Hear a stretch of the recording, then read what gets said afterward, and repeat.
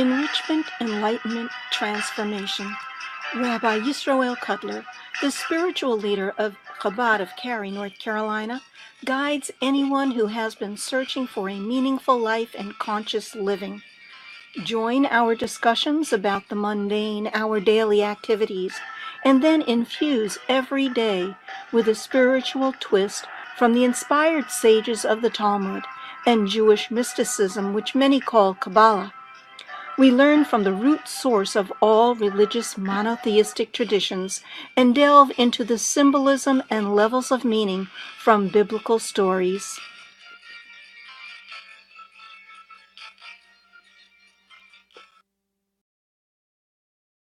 Today is May 9th, 2017, and it is also a few days before you can call it a minor Jewish holiday of Lag BaOmer, but it is widely celebrated in Israel. It's gained popularity here, and I think it's one of those holidays where if you poll the average Jew, who even observes it, and you say, what is Lag BaOmer all about? There's going to be kind of muttering and a little bit of this and a little bit of that. So today's class is going to be dedicated to Lag BaOmer, which is celebrated this Sunday. And we have a community gathering as well at the Cab's house. It's going to be a nice informal family gathering that we're going to have this Sunday with a bonfire and bow and arrow and food. So we're going to talk a little bit about how those traditions began, when did the holiday originate, and what is the significance of the holiday. It's called Lag BaOmer. Lag doesn't mean anything. Lag is an acronym.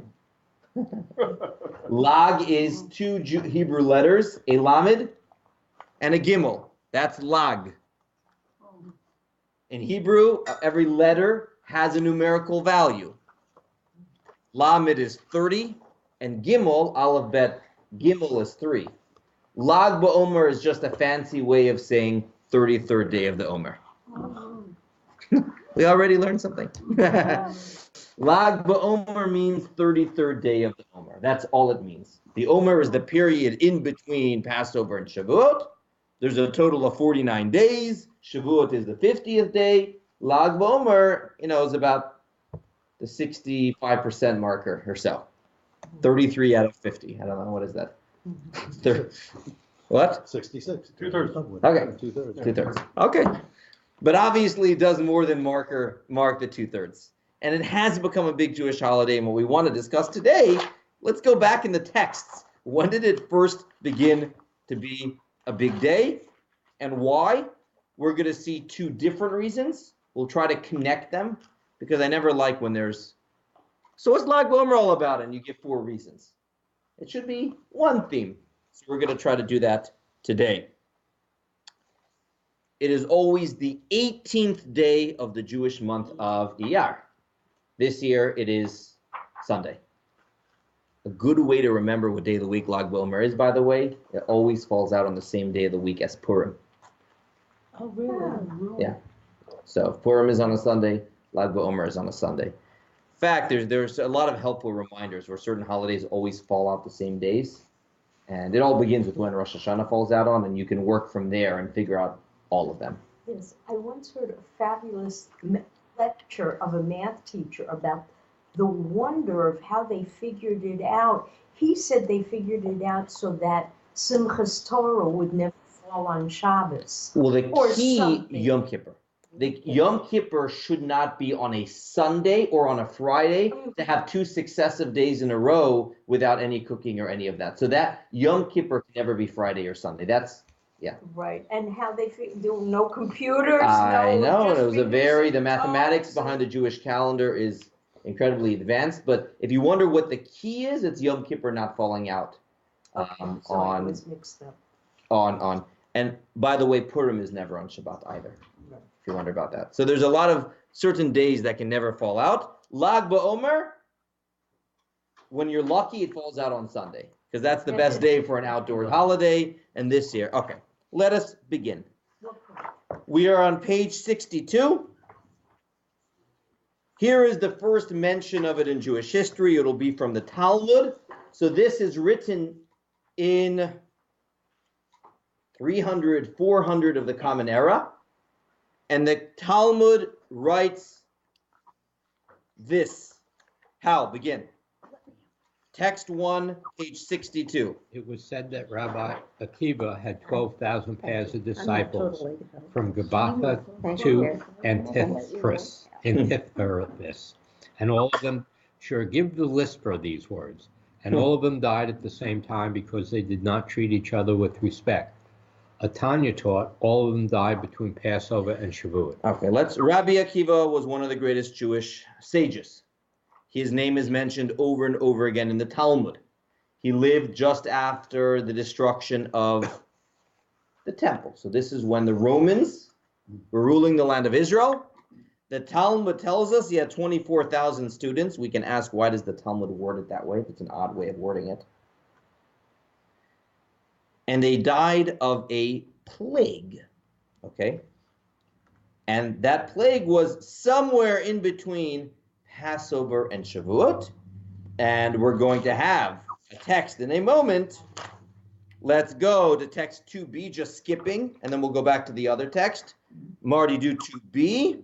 Lag BaOmer, the last of the 24,000 died, and the plague stopped.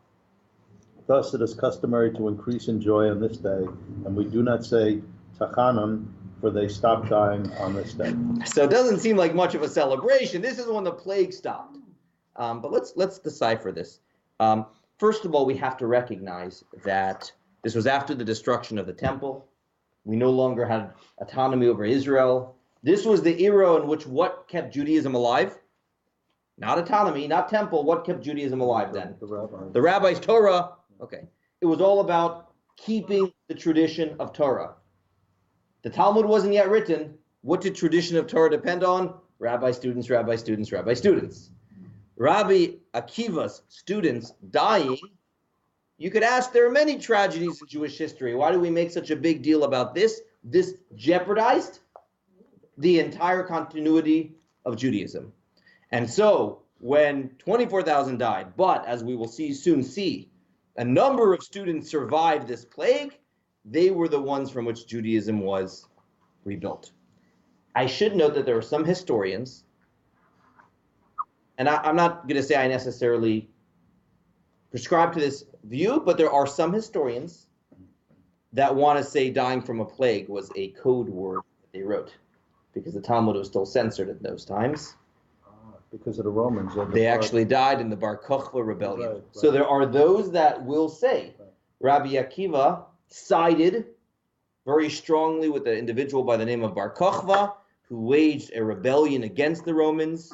It finally fell at a place called Beitar. He was very strongly aligned, and it would make sense that his students would fight for Bar Kokhba. It would even make sense why they would even have a counting of the students, because it was necessary for battle. So these are what some historians put out. Why did the Talmud not write that? Because they had to be very careful what they wrote. So there are those that say that. That's not what the Talmud, literally it says they died of a plague. And the Talmud even gives a reason why. Spiritually, there was a lack of kavod. The Hebrew is lo nahagu kavod zeh lazeh. They didn't treat each other with kavod. Kavod means respect. And that's a key word, respect. One of the questions that's frequently asked is, how could it be that Rabbi Akiva's students failed in the mitzvah of loving another like yourself? In fact, it was Rabbi Akiva himself who teaches in the Talmud that loving another like yourself is what? The foundation of the entire Torah, upon which the rest of the Torah it rests. So it's very odd that the very teacher who said this is the most important mitzvah were to have all of his students fail in this regard. It's odd. Unless, that would be one possibility. He only started teaching this after the fact. That is a possibility. The problem with that is this story happened towards the end of Rabbi Akiva's life. So one could suggest that, but it would be a little bit of a stretch to say that he only said that line at the way end of his life. The Rebbe suggests, and this is an interesting idea. You often hear the difference between loving and liking. Sometimes it's hardest to like the people that we love. I associate the word like with respect, actually, often. Love is unity. Love is being one. Love has to do with similarity, bonding, oneness. Respecting is respecting someone. For their difference. That's ultimately what respect is. Allowing them to be them and me to be me, and that's okay. That's okay. And what the Rebbe actually suggests is Rabbi Akiva students loved each other so much. If they didn't love each other, guess what? It wouldn't bother them that others felt differently or thought differently. It's particularly because they loved each other to death. They couldn't tolerate what they felt was a misunderstanding in their colleagues' perspective of whatever the issue was. So much so, some people are very good at saying, "Oh, I love you," and deep down, you feel differently. They were such honest people, such genuine people. They couldn't look at the person while harboring this disgust at the way they believed. So he says the word they didn't treat each other with respect is the key word over here, kavod, the inability to allow for differences of opinions. Loving, yeah, it's easy to associate with people that we share opinions with. People do that most of their life, On Facebook, how many people are friends with everyone else who shares the same things in our groups? And there's this incredible ability we need to have deep respect for someone that you disagree. And it's fine to disagree. It's fine to disagree. That they could not have. And that, Rabbi Akiva, any thoughts on that? Well, I think it's interesting that they died because they didn't treat each other with respect, but has there ever been a time where everybody has been respectful to each other? Why is that unique? Right. Yes, people of that caliber. Yeah, maybe. People of that caliber, and the fact that they did have such love, they were all in the same pursuit. They were all followers of Torah, the same teacher, of the same teacher, and yet it was, I cannot tolerate someone else understanding my teacher's words in this manner. I heard a beautiful line recently about this, and someone asked their grandson, it's a rabbi, what is the difference between, there's two expressions we see often in Torah. One is ohavei emet, those that love truth, and one is sonei sheker, those that despise, those that hate falsehood. So they asked, what is the difference in those that love truth and those that hate falsehood? So the grandson didn't answer, I don't know. And he answers as follows. He goes, the people that hate falsehood are very good at finding falsehood in everyone and in everything. I mean, we all have inconsistencies inside of us, right? There's certain people that are so good at pointing out hypocrisy here, not, and there are other people who are very good at finding the kernel of truth of someone and loving that, so much so that they magnify that and they identify with the person that way. And with that in mind, Rabbi Akiva students were very, very good at seeing that one area that they didn't agree with or that they felt was hypocritical in someone else and magnifying that. So lesson number one about Lag BaOmer, it's a day of unity, particularly amongst our own people, particularly amongst those people that we do not agree with or do not share necessarily the complete same opinions, but that is number one. So Lag BaOmer, the plague stopped, and therefore it's a joyous day because it marked Judaism was able to continue because his students, at least a percentage of his students, a small percentage of his students died. But as many of you know, in observant circles, they mark the entire period between Passover and Lag BaOmer with slight mourning because of this threat to Judaism. And that is text number 3. This is from Jewish law. Virgil, please read. There is a tradition from the Gaonim that the plague stopped on Lag BaOmer. Therefore, it is customary not to fast on that day. It is also customary not to get married from Passover until that time of Lag BaOmer. It's a big deal for people looking to get married. In halacha, a rabbi will not marry, Jewish law, from the period of Passover until the counting of the Omer, until Lag BaOmer. There is no weddings and there's no other festivities. You'll typically not have live concerts and other semi-mourning. Let me just note that there are some people who believe that Lag BaOmer was the end of the plague. And there's some who believe that Lag BaOmer was just a temporary halt in the plague, and the plague actually continued. It's close to Shavuot, and therefore they will not get. Yeah, I had to wait till after Shavuot. Okay. Now, everyone agrees that weddings happen on Lag BaOmer. Lag BaOmer today is one of, if you want in a Jewish city, you're trying to book your wedding for springtime, good luck getting the calendar date early on Lag BaOmer. Because that's the one time in this period of weeks where people will get married because of this. You had a question? Well, Rosh Chodesh. No, not. It depends on tradition. Typically not. Yeah. But how about bat mitzvahs? Are they also That's okay. Yeah, bar mitzvahs are okay. You will have, though, in many circles, if it's not on Lag BaOmer, there will not be live music. Rabbi? Yes. The other cause of these deaths was they took up arms and So there is an alternate reading of this. Historians want to give some understanding historical context that they believe they may have been part of the rebellion, the failed rebellion against the Romans. That's not what the Talmud says. That's historians wanting to give a more natural explanation for why 24,000 people would die in this short period of time. But no one's disputing the Talmud saying spiritually what they missed out on was kavod zeluzeh.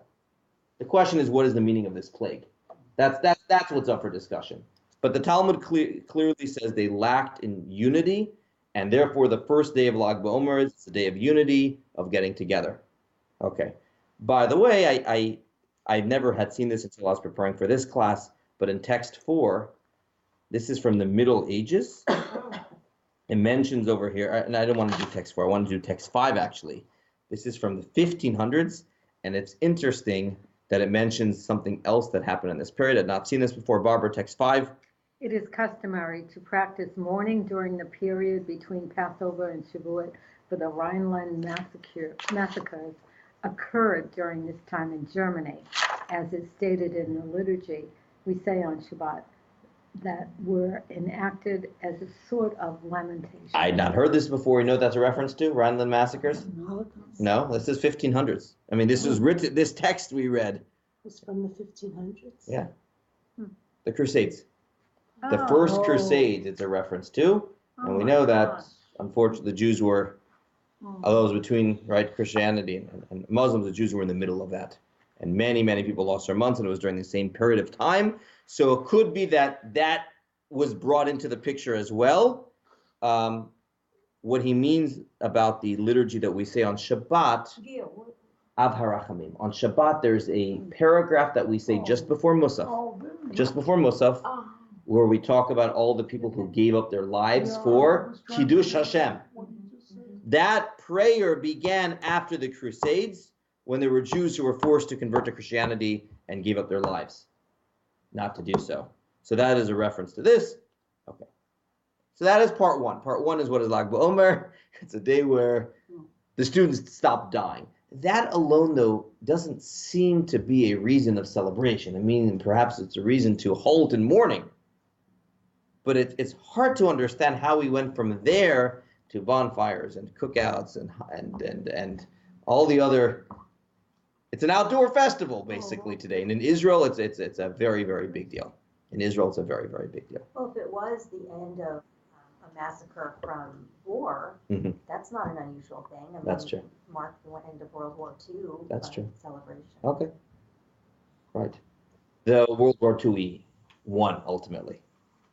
Here, this was a failed rebellion. Yeah. Only for a short time. We're still here, the Roman arm. Good. Absolutely. No, but it's true. It is true. And we are here because of the fact that there were students who kept the teachings going, who kept Judaism going Wow. up until today. So it does connect. You're correct. So this may have marked, again, in some level, a continuity of Judaism in an era that was absolutely horrific. I mean, the Jews had already had the destruction of the temple. Then they had the Roman persecution. Then there was, again, the beginning of Christianity during that time. It was not an easy time to be a Jew. What's ironic is that's when the Talmud flourished. Go figure. Yeah, but Akiva thought that Bar Kokhba was the Messiah at some time. So He did. He wasn't perfect in terms of his, I guess in terms of his Assessment there. ideologically, in terms of thinking that way, and he paid a terrible price, of course, after the. Absolutely, Yeah. absolutely. Rabbi Akiva himself, Right. by the way, was killed by the Romans. Well, he was flayed. Yeah, we read about Right, that. yeah, Yeah. So Rabbi Akiva himself. So I just want to say what Marty. So this, after, just in short, after the destruction of the temple, a small band of Jews revolted under the leadership of a military hero named Bar Kokhba. That's not his real name. Kokhba means star, Kochav. And he was very successful for a period of time. And there were some sages who believed, especially then, when the threat to Judaism was an army, was the Romans. It would make sense how the Mashiach, the redemptive figure, would be a warrior. So I mean, you have to take the context there in time, and Bar Kokhba was successfully leading the Jews against the Romans, and many of the persecutions were going away, and Rabbi Akiva felt for a period of time that this person had in him some of the traits that Mashiach, and he therefore was I'll use the word candidate. Not that he was the Mashiach, he was a candidate to be the Mashiach based upon his successes. The Talmud writes that eventually Bar Kokhba put a lot of trust in his own military genius. He basically, rather than God, the Talmud actually uses a reference where he says, God, I don't need your help, just don't get in the way. And up at a certain point, they're right. They recognize that this probably isn't their guy. Was he from Beit David? 65. He must have been. He must have been if they would have said that. All right, let's now continue. So 5 students.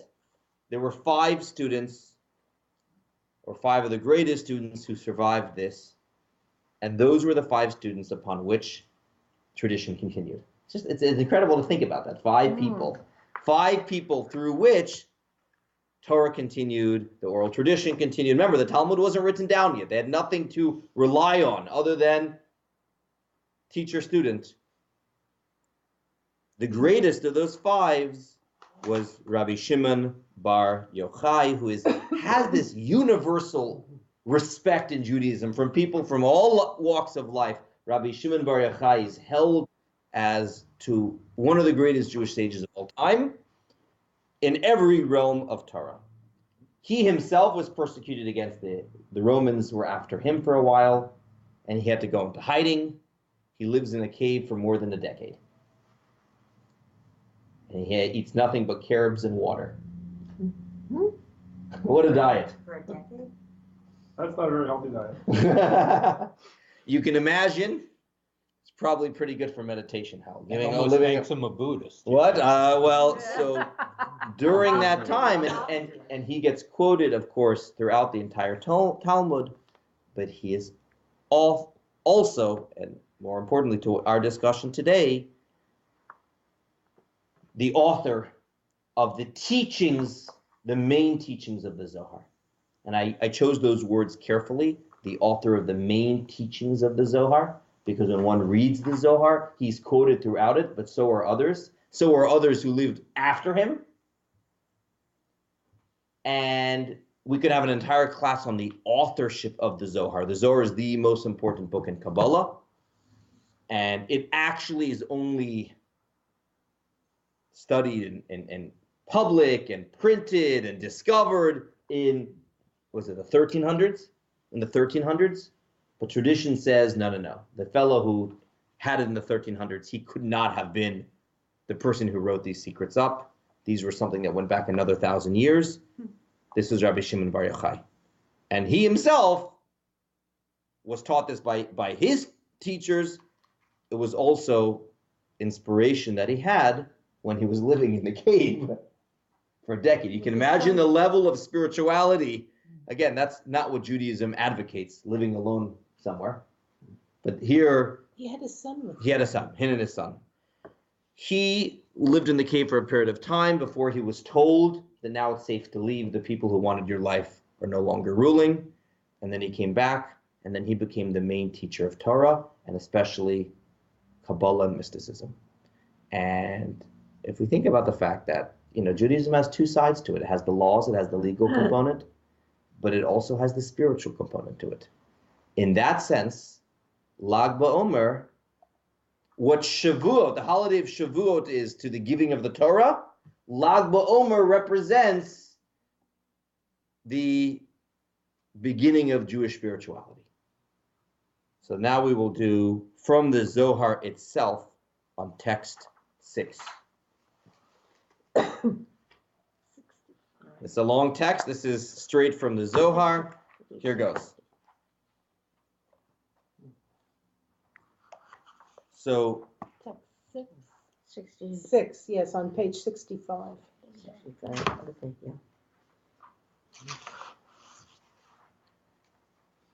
You want to read, Jackie?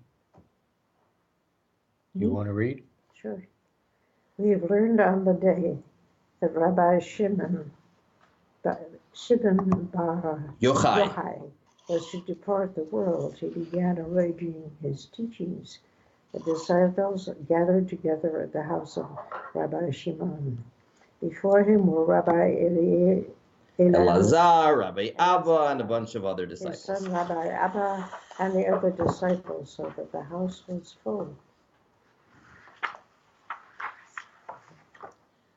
While they were sitting, Rabbi Shimon opened his eyes. Then fire surrounded the house, so that everyone fled outside, leaving only Rabbi Eliezer and Rabbi Abba. Okay, and here is the key text. Judy, you want to continue? Rabbi Shimon said. Rabbi Shimon said, "Now is an auspicious time. I wish to enter the world to come without shame. For the holy matters that I did not reveal until now, I wish to reveal in the presence of the Shekinah, so that no one will say that I left the world without fulfilling my task, and that I concealed these secrets in my heart until now, so that they would come with me to the world to come." No one should say, I brought these with me to the world to come, but I didn't leave it in this physical world. I will present them to you. Rabbi Abba shall write, and Rabbi Eliezer, my son, will review them, and the remaining disciples must whisper them in their hearts. I see that today is special for God, and all the righteous ones are rejoicing in my celebration. Meaning the ones above. I'm going to leave this world today, and my soul's going to go above, but I see that today is a happy day. Happy in that I'm now revealing these Torah ideas to people over here. Keep on reading. Rabbi Abba recalls, I was writing in the middle of quoting a verse. Rabbi Shimon stopped at the word Chaim, life. I waited, wanting to continue, but did not raise my head to see why Rabbi Shimon had stopped, for I was unable to look at the great light that was shining around him. This is Zohar. Suddenly I heard a voice call out a verse with the word Chaim, and then another voice called out an additional verse.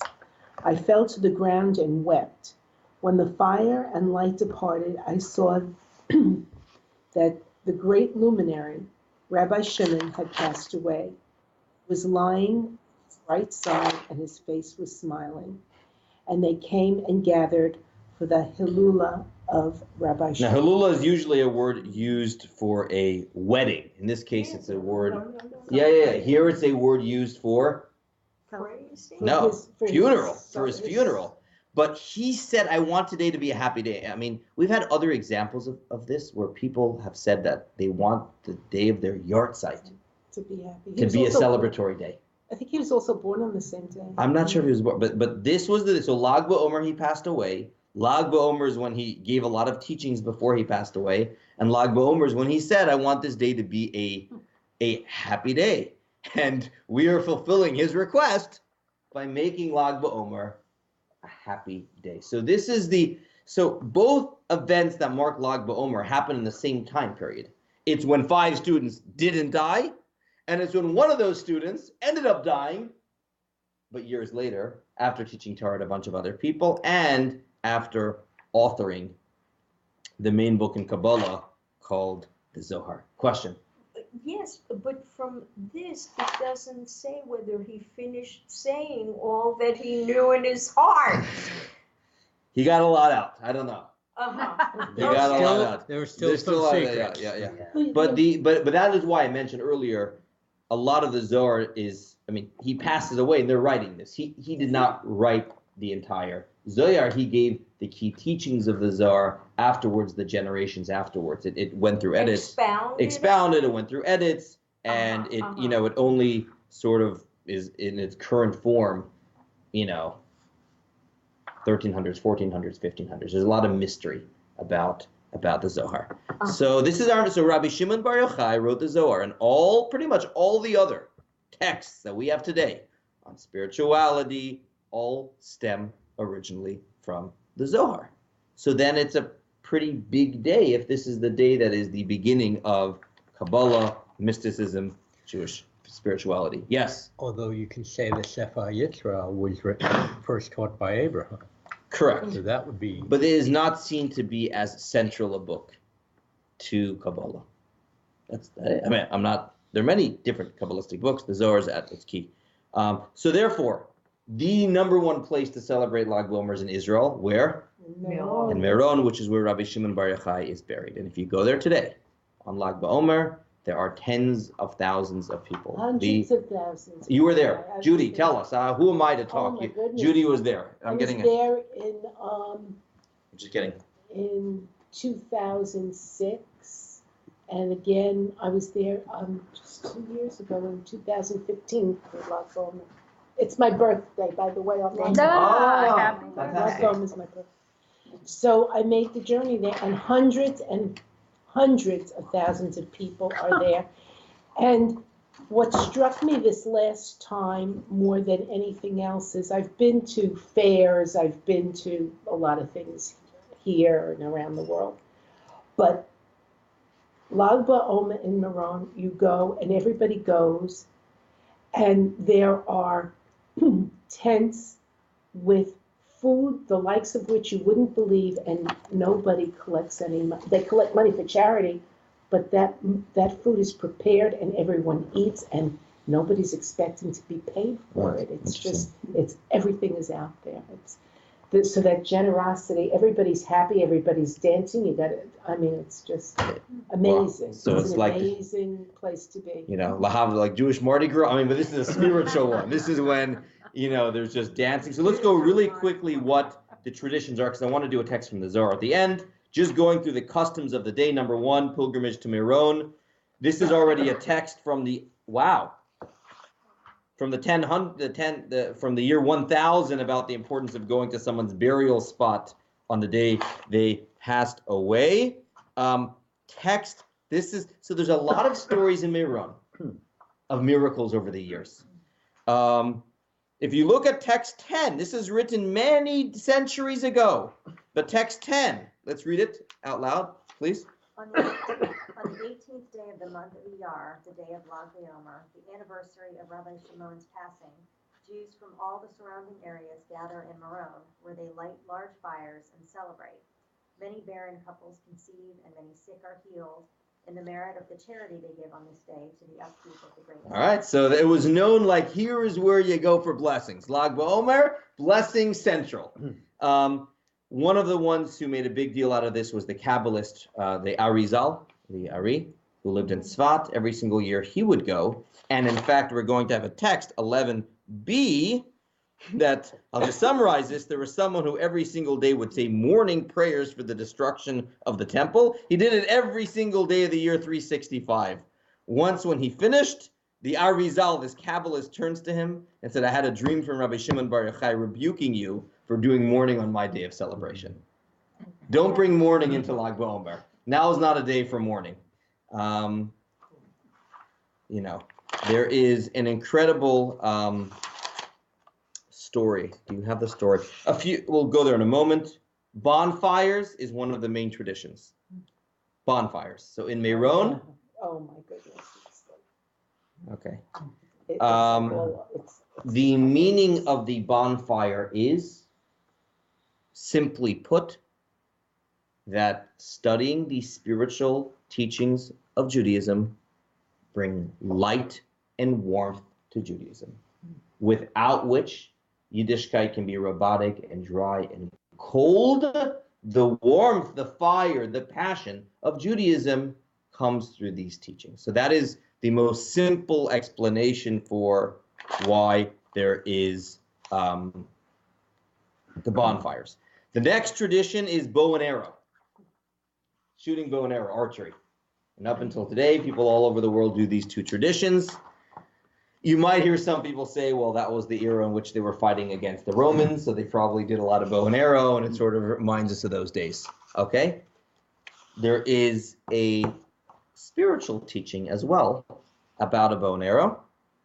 I'm just paraphrasing because of time. And that is, a bow and arrow represents an irony. What's the irony? The further away the arrow goes, in order to get an arrow to go very far, the further you pull it to yourself. So if you want it to go far, the further you have towards yourself. Meaning whoever developed the bow and arrow had to come up with this, right? I mean, it's counterintuitive. The further back you pull, the further it's going to go. And the same thing is true with teaching, with Torah, with all things holy. The way to have any influence on others or on the world, as a rabbi, how well do I know this, is what? The more you give of yourself. But the more you make something come from your heart. The deeper something resonates with you, the more it will be able to. And if that's true with all of Torah, that is especially true when it comes to matters of Jewish spirituality or Kabbalah or anything like that. I mean, it's not, Kabbalah is not, you know, magic, it's not words, it's ultimately about a relationship from God that comes very, very, very deep from your heart.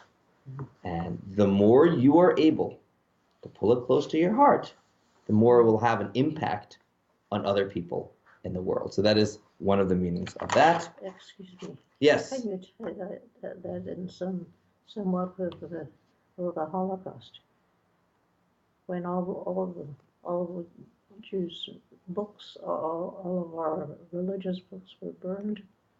Those are bad kind of bonfires. Yeah. Yeah, here is more of a happy kind of fires that are lit under parental supervision. So no, bonfires are, so it's in Israel. There are fires everywhere. Meronos, Right. So it's both signs of passion. The fire of course, is the passion. Fire's passion. It can be used in any way. And finally, and it's sort of a public Jewish celebration day. So some eat carobs on Lag BaOmer in because that's what they ate. So again, bonfires, bow and arrow, studying Kabbalah.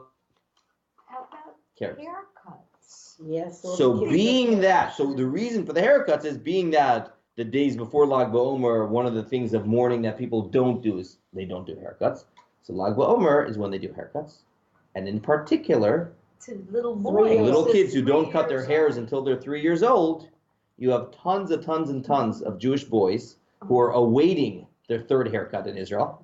Because they don't, their third birthday, and they don't cut their hair until their third birthday.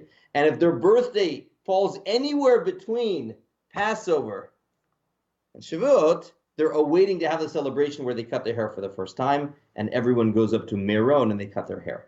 So you have a lot of hair cuttings taking place. You remember seeing it? I was surprised to see how many American little boys of 3 were came over to Meron. Yeah. Wow. There were Okay. a lot of people saying Okay. that. And it's happier because there's kids, because kids Exactly. always make happy. So, and that's what it is today. I mean, and Chabad and other places, it's sort of like a Jewish celebration day of going outdoors and taking your Judaism in a very, very proud, happy manner, but filled with unity, because going back to the first thing that we mentioned, Rabbi Akiva students not having respect.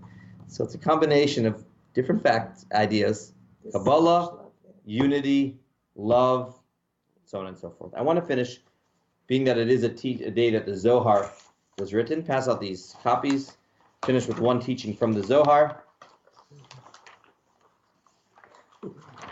And typically in Chabad, we don't learn so much raw Zohar. We usually learn ideas from the Zohar that have been adapted. Here's another one. Okay. Thank you.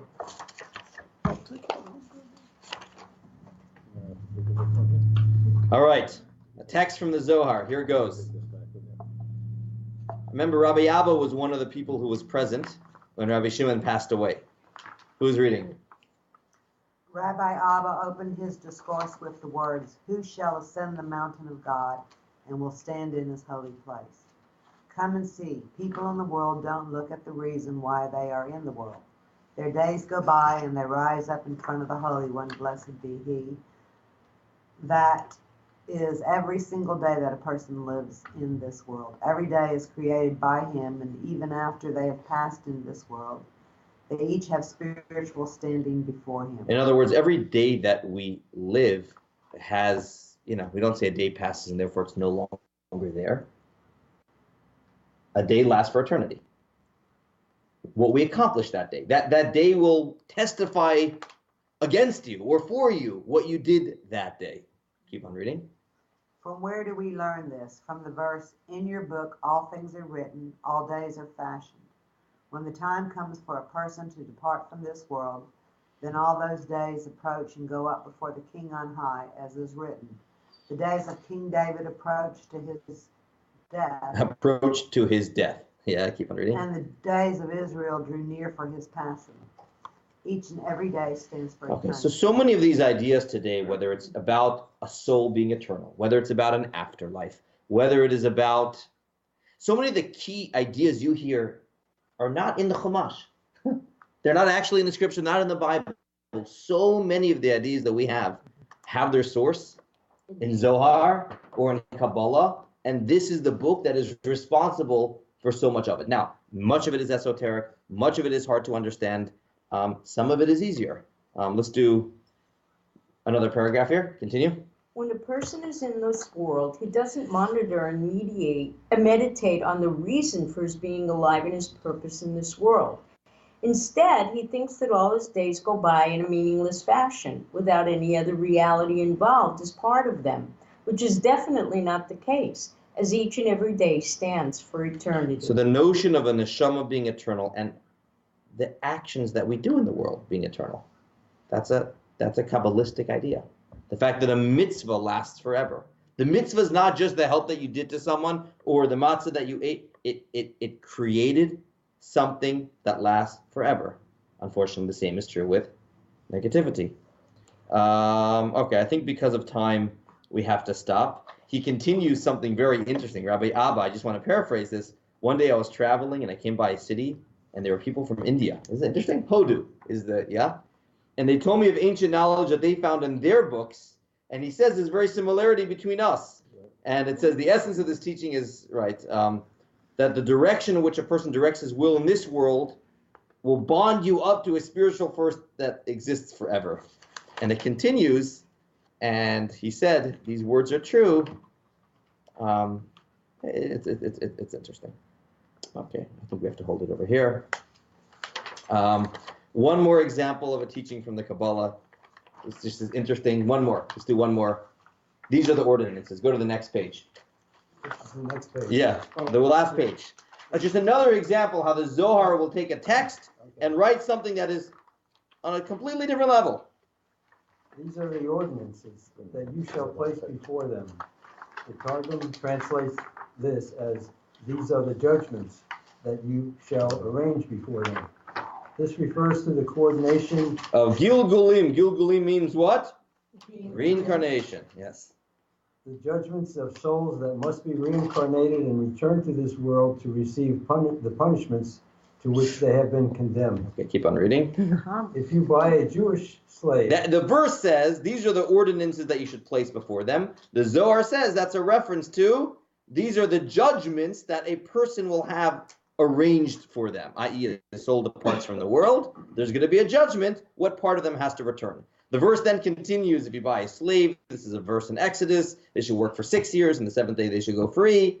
Rabbi Shimon said to his circle of disciples, now is the time to reveal a number of closely guarded secrets concerning Gilgul. Okay, and I will hold it here because of time, and he continues, working for 6 years is a reference to souls that come from a certain source. They have to come back in the world in order to complete their mission. However, if the soul is from the 7th year, then the soul has completed its mission. Again, taking ideas from the Torah that you're like, where did they go from here to there? That's what Zohar does. Zohar is a running commentary of completely different ideas that parallel the text, that are encoded in the text, embedded in the text from the realm of Jewish spirituality. And it would be interesting to think, just, Brian, even for a more of a Peshat, no, but a Peshat guy, what would Judaism look like without Zohar? That's what I mean. Imagine, even without all the Kabbalah and the esoteric, how many of our ideas have been changed or touched, whether it's souls, whether it's mission on earth, whether it is afterlife, whether it is the idea of a mitzvah having a cosmic effect on the world, even the notion of tikkun olam. If you just had the Chumash in the Bible, even for those that don't dabble so much in the Zohar and don't study so much Kabbalah, I would make the case that Judaism would look very different. That many of the ideas that we take for granted today in Jewish life come from the more esoteric ideas of Torah that were never written down until the Zohar came around. So it's a good day to study spirituality in Lag BaOmer. Yes? Even a lot of the prayers are really Kabbalistic prayers that we don't see what they're saying without the teachings. Right. Interesting that he lived and died at Rabbi Shimon, because he said he didn't want to leave the world without completing his mission of telling what he knew. Correct. That's a powerful idea. That's the notion that, and by the way, I don't want to have a class on reincarnation, but that actually, if you look in other texts of reincarnation, that is actually what it says. It's less about being punished and having to come down again. It's uncompleted business. In fact, it isn't even mistakes that you make that you need corrections on. Mistakes that you need corrections on, that happens in rehabilitation above. Reincarnation, according to most texts, has to do more with uncompleted business. We all have an neshama that has abilities and gifts that are meant to be shared with the world. What percentage of that do we tap into while we live here? What percentage of that remains untapped? That's a very Kabbalistic idea, that we have a mission. We will hold it over here. All are invited to a Lag BaOmer gathering on Sunday. And next week we will go back to a more of a regular kind of class that we have over here. Actually, a very legal class, an ethical class, a legal class on next week's Torah portion. Rabbi, Everyone have a good week. do you want to tell everybody about the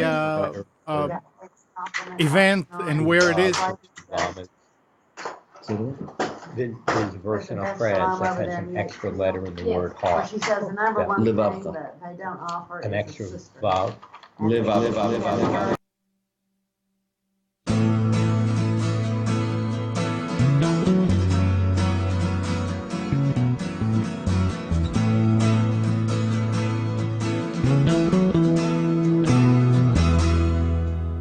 You're tuned to the Nissan Communications Network. If you tuned in too late, you can always watch each program in its entirety or download an MP3 audio file of it in the archives section on nissancommunications.com. Don't forget to subscribe to our YouTube channel, Follow us on Twitter and like us on Facebook. Sponsored by Atomos.com, makers of quality video recorders and converters, CarolinaApparel.com, and DeltaForce.net.